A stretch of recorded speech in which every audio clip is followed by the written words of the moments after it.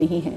رزق کے معنی اچھی اولاد کے بھی ہیں, رزق کے معنی ماں باپ کے بھی ہیں اگر وہ آپ کا حیات ہوں, رزق کے معنی اللہ پاک کی ہر نعمت جو ہے وہ رزق میں اس کا شمار ہوتا ہے. آج اسی حوالے سے ہم بات کریں گے. علماء دین ہمارے ساتھ موجود ہیں. آج ہمارے ساتھ علامہ تقی مہدی صاحب بھی موجود ہیں. آج ہمارے ساتھ مفتی سید نور رحمانی بھائی صاحب موجود ہیں. ہمارے ساتھ آج محمونہ مرتضیٰ ملک صاحبہ بھی موجود ہیں, اور ہماری بہت ہی پیاری بہن جویریہ سلیم بھی ہمارے ساتھ موجود ہے.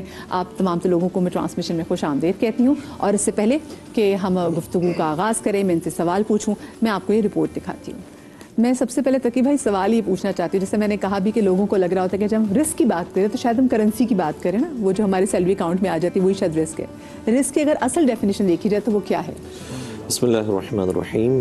رزق اسے کہتے ہیں کہ جو خدا کی عطا ہو اور اس کا انسان مستحق نہ ہو لیکن پھر بھی پروردگار اسے عطا کرے اور نوازے. اس طریقے سے بہت ساری دعاؤں کے اندر آیا ہے جس کا آغاز اس طرح سے ہوتا ہے, بسم اللہ الرحمن الرحیم, اللہم ارزقنا ایمانا صادقا ولسانا ذاکرا وقلبا خاشعا وبدنا صابرا وعلما نافعا ورزقا واسعا وعملا متقبلا وتوبتا نصوحا. کہ پروردگار ہمارے رزق کو عطا فرما. اور یہاں پر رزق کا جو سادہ سے ترجمہ کیا جاتا ہے کہ پروردگار ہمیں دے دے, ہمیں عطا کر دے. کیا عطا کر دے؟ ایمان کی دولت سے نواز دے, علم کی دولت سے نواز دے, ہمیں خشوع و خضوع قلبی کی دولت سے نواز دے.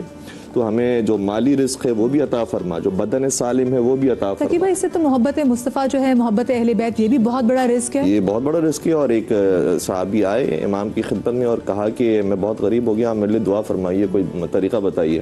تو کہا تو بڑا غنی ہے, تیرے پاس تو بڑا پیسہ ہے. اس نے کہا کہ میرے پاس تو مجھے یاد نہیں پڑتا کہ کہیں پہ میں نے دفنایا ہو اور میں بھول گیا ہوں. تو کہا کہ یہ بتا کہ تیرے اندر محبت اہل بیت موجود ہے؟ کہتا یقین موجود ہے. تو کہا کہ اگر کوئی تجھ سے چھیننا چاہے اور تجھے بہت سارے پیسے دینا چاہے تو کیا تو قبول کر لے گا؟ کہتا میں تو یہ قبول نہیں کروں گا. تو کہا اس کا مطلب یہ کہ تو اس سے زیادہ غنی ہے, اللہ کہ جس کے پاس اتنے پیسے وہ بھی تجھے نہیں خرید پا رہا. تو یہ بھی محبت اہل بیت یا محبت پروردگار اور رسول اور آل رسول, یہ بھی ایک بہت بڑا رزق ہے. اور جو محمد و آل محمد علیہ السلام نے سکھایا ہے وہ یہ ہے کہ اپنا دنیاوی رزق دے کر خدا سے اخروی رزق لے لو. کیا کہنے جو سورہ دہر کے اندر آیتیں ہیں وہ کیا ہے؟ وَيُطْعِمُونَ الطَّعَامَ عَلَىٰ حُبِّهِ مِسْكِينًا وَيَتِيمًا وَأَسِيرًا, کہ وہ اللہ کی محبت میں یتیم مسکین اور اسیر کو کھانا کھلاتے ہیں. تو کیا مطلب ہے؟ اپنا جو مادی رزق ہے وہ دے دیتے ہیں اور اپنا جو اخروی اور ہمیشہ کا رزق ہے وہ لے لیتے ہیں, خدا کی رضا خرید لیتے ہیں. ایسے ہی ہے. تو یہ ہمیں معلوم ہونا چاہیے. ہم کبھی کبھار بہت زیادہ ناشکری کرنے لگ جاتے ہیں کہ فلاں کے پاس اتنی گاڑیاں ہیں, اتنے مکانات, اتنے نوکر چاکر ہیں. ہو سکتا ہے کہ اس کی طبیعت ناساز رہتی ہو, وہ بیمار رہتا ہو, خدا نے تمہیں بدن سالم دیا ہے. ہو سکتا ہے کہ اس کی بیوی پریشان کرتی ہو, خدا نے تمہیں نیک بیوی دی ہے. ہو سکتا ہے کہ اس کو اولاد نہ ہو رہی ہو, خدا نے تمہیں اولاد دی ہے اور صحیح و سالم اولاد دی ہے. کتنی چیزیں ایسی ہیں جو ہمیں نہیں پتہ ہوتی ہے, لیکن ہم دوسروں کی بس طاق کے اندر ہوتے ہیں کہ اس کو یہ ملا ہے, اس کو یہ ملا ہے, اس کو یہ ملا ہے, تو مجھے بھی وہی ملنا چاہیے. پروردگار جو ہمارے لیے بہتر ہوتا ہے وہ عطا کرتا ہے.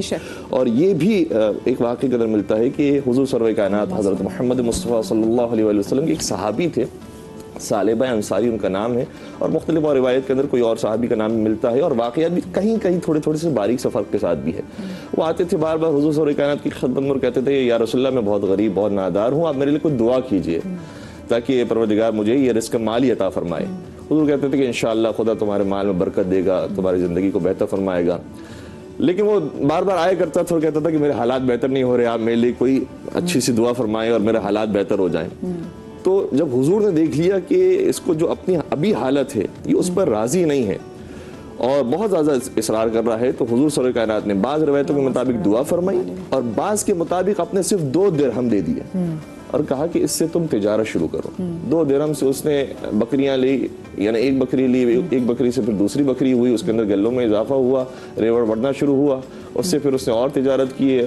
اس کے ایک اچھا خاصا کاروبار چمک پڑا اور اتنا چمک گیا اس کا کاروبار کہ وہ مدینہ سے باہر اپنی جائیداد لے جانے پر مجبور ہو گیا اور مدینہ سے باہر اس نے سکون اختیار کر لی. جب تک اس کی حالت نہیں ہوئی تھی اس سے پہلے تک وہ ہر نماز حضور صلی اللہ علیہ کائنات کے پیچھے پڑا کرتا تھا, اور جب اتنا اس کو مال مل گیا تو وہ مدینہ سے باہر چلا گیا, جمعے میں آیا کرتا تھا ایک نماز پڑھنے کے لیے, اور پھر اس کی بھی توفیق ختم ہو گئی اور پھر وہ جمعہ بھی نہیں آیا کرتا. اصل رزق تو وہی تھا.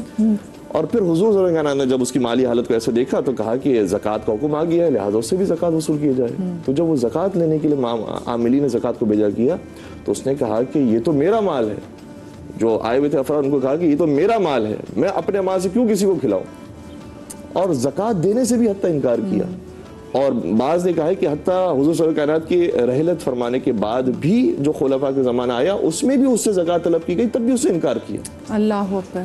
تو ایسے معاملات بھی ہوتے ہیں کہ ابھی جس زندگی میں ابھی ہم موجود ہیں, نہیں معلوم ہے کہ کتنی توفیقات اور کتنے خیرات ہمارے پاس موجود ہیں. اسی کے اوپر قناعت کرتے ہوئے اور اسی کے اندر بہتری لانے کی کوشش کریں کہ جب دین خدا کے راستے پر بھی چلنے والے ہوں اور مالی اعتبار سے بھی کوشش کریں کہ اپنے گھر والوں کو اچھا کھلانے والے ہوں, اپنے آپ کے اوپر اچھا صرف کرنے والے ہوں. یہ بھی قرآن کریم کی آیت ہے کہ کلو واشربو ولا تسرفو, کھاؤ پیو لیکن اسراف نہ کرو. تو اگر ہم کوئی بھی چیز طلب کرتے ہیں تو ہمیں اپنے حق کی وجہ سے نہیں ملتی ہے, اور اگر ہمیں کوئی چیز ملتی ہے تو یقین اس کے ساتھ کوئی ذمہ داری بھی ہوتی ہے. بے شک. اور یہ جو آپ نے اسراف کے والے سے بات کی, اب تو سوشل میڈیا کا دور ہے, اور آج کل کے دور میں ہم جب اسپیشلی جمعے جب شو بھی کر رہے ہوتے ہیں, جو سب سے زیادہ لوگ ہمیں دعا کے لیے کہتے ہیں, وظیفے کے لیے بولتے ہیں, وہ یہ بولتے ہیں کہ ہمارے رزق میں برکت نہیں ہے, تو بتائیں کہ رزق کے جو دروازے ہیں وہ کیسے کھولے جائیں. تو ایسی بہت ساری ہماری اپنی چیزیں ہیں جس کی وجہ سے ہمارے رزق کے دروازے بند ہو جاتے ہیں. میں نور بھائی آپ سے اس حوالے سے سوال کروں گی, لیکن مجھے ابھی ایک چھوٹی سی بریک لینی ہے, اور بریک کے بعد ہمارے ایک اور بڑے اہم گیسٹ ہمارے ساتھ موجود ہوں گے, کہیں مت جائیے گا. بسم اللہ الرحمن الرحیم. بریک کے بعد ہم آپ کو ایک بار پھر سے خوش آمدید کہتے ہیں, اور بریک کے بعد ہمیں جوائن کیا ہے علامہ سید شہنشاہ حسین نقوی صاحب نے بھی, ان کو بھی ہم اپنی ٹرانسمیشن میں خوش آمدید کہیں گے. اور جیسے کہ یہ جو ہمارا رمضان المبارک کا دوسرا عشرہ ہے, جو کہ مغفرت کا عشرہ ہے, جو کہ بخشش کا عشرہ ہے, اس حوالے سے بات بھی کرنی, اور رزق کے حوالے سے بھی آج اپنے شو میں بات کر رہے ہیں. علامہ صاحب ایک تو خوش آمدید بھی کہتے ہیں, اور آپ سے سوال بھی میں کرنا چاہوں گی کیونکہ ہم دوسرے عشرے میں جیسے انٹر ہوئے ہیں, رحمت سے نکل کے اب بخشش کی طرف, مغفرت کی طرف آ گئے ہیں. ایسے کون سے ہمارے اعمال ہیں جن سے پتہ چلتا ہے کہ ہم سچ میں اپنے مغفرت اور بخشش کو لے کے کنسرنڈ ہو گئے ہیں؟ بسم اللہ الرحمن الرحیم. مغفرت اللہ کو اچھا لگتا ہے کہ کوئی مجھے رحمان اور رحیم کے نام سے پکارے, رب کی صفت سے پکارے. قل یا عبادی الذین اسرفوا علی انفسہم لا تقنطوا من رحمت اللہ. یہ جو اللہ نے مغفرت کے لیے ایک خاص عام اعلان کیا ہے, اور ان لوگوں کے لیے کہ جو گناہ گار ہیں, نیکوکاروں کے لیے, شب زندہ داروں کے لیے, قاریان قرآن کے لیے تو بہت کچھ ہے. لیکن اصل ان لوگوں کو اللہ سہارا دینا چاہتا ہے جو گناہ کر لیں, جو غلطی کر لیں, اور اب وہ ایک بند گلی میں کھڑے ہیں. وہ ان کے پاس دو ہی رستے ہیں, یا اپنے آپ کو کافر کر لیں, مشرک کر لیں, یا پلٹ کر اللہ کی طرف آ جائیں. لہٰذا وہ جو لا تقنطوا من رحمت اللہ والی, اس کے مغفرت کا جو ایک اللہ نے اس کو موقع دیا ہے. دیکھیے اس مہینے میں تو خاص پیکیج ہے. اس مہینے میں تو اتنا اللہ نے طے کیا ہوا ہے کہ دینا ہی دینا ہے, بخشنا ہی بخشنا ہے, معافیاں ہی معافیاں ہیں. اس مہینے میں تو پروردگار عالم نے ایک کھجور کا دانہ دے دیں گے تو پہاڑ صدقہ دینے کے برابر ہو جائے گا. روزہ رکھ کے سو گئے تو سانس تسبیح بن جائے گی. تو کیا چاہتا ہے انسان, اور کیا چاہتا ہے یہ گناہگار, اس سے زیادہ اور کیا اللہ اس کے ساتھ کرے. میں ایک واقعے کی طرف اشارہ کروں گا کہ ایک شخص انتہائی گناہگار, بصرے کا رہنے والا, تمام تر گناہوں کا مرکز اس کا گھر. ابو بصیر رضوان اللہ تعالیٰ علیہ امام جعفر صادق علیہ السلام کے شاگرد ہیں. وہ حج کے لیے تشریف لے جا رہے ہیں, تو سب لوگوں سے رخصت لی. انہوں نے ایک ایک گھر گئے کہ میں حج سے پہلے جیسے ہوتا ہے کہ معافی تلافی اور رخصت اور ایک دوسرے کہا سنا معاف کر دو, تو ہر ایک سے جا کے انہوں نے رخصت لی. مگر جب اس کا دروازہ آیا تو سوچ لگے اس سے کیا بات کرنی ہے, یہ تو ایسا گناہ گار ہے, یہ تو ساری برائیاں ایسی گھر سے نکلتی ہیں, میں ابو بصیر اس سے کیا بات کروں گا, اس کے ساتھ تو کھڑا ہونا جو ہے وہ تہمت لینے کے مترادف ہے. تو اس کا گھر چھوڑ کے دوسرے گھروں پہ چلے گئے. جب دوسرے دن روانہ ہو رہے تھے تو سارا شہر, وہ پورا علاقہ انہیں رخصت کرنے آیا. اس مجمع میں وہ گناہ گار بھی تھا کہ جس کے ہاں وہ نہیں گئے تھے. تو قریب آ کے کہتا ہے کہ ابو بصیر میں تو اس قابل نہیں تھا کہ آپ میرے گھر آئیں, اور بالکل آپ نے صحیح کیا, لیکن جب آپ حج کر لیں اور مدینہ میرے مولا امام جعفر صادق کی خدمت میں پہنچیں تو میرے مولا کو میرا سلام کہہ دیجیے گا, اور بس اتنا پوچھیے گا کیا مجھ جیسوں کی بخشش بھی ہے, ہم بھی معاف کیے جا سکتے ہیں.